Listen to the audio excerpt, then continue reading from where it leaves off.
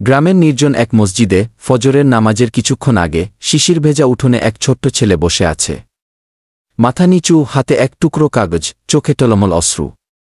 ইমাম সাহেব তাকে দেখে এগিয়ে গেলেন। তিনি কোমল কণ্ঠে বললেন, বাবা, এত ভোরে মসজিদে, আর তুমি কাঁদছ কেন?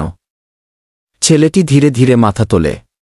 ফর্সা মুখ, কিন্তু কষ্টে মজডানো। সে বলল, আমার আব্বু, তিনি আর ফিরবেন না।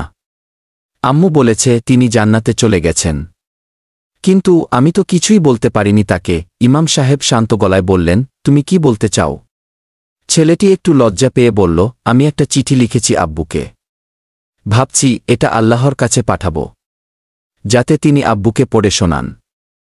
ইমাম সাহেব অবাক হয়ে চিঠিটা পড়লেন।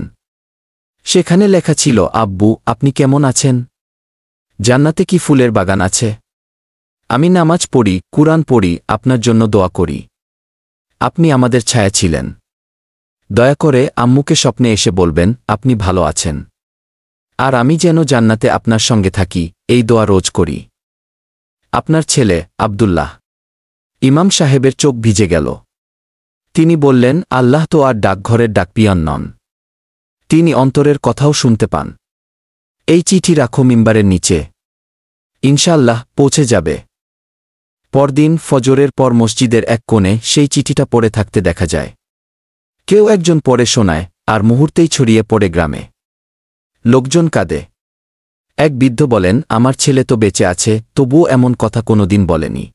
এমন ইসলামিক ভিডিও পেতে অবশ্যই লাইক, কমেন্ট এবং শেয়ার করে পাশে থাকবেন।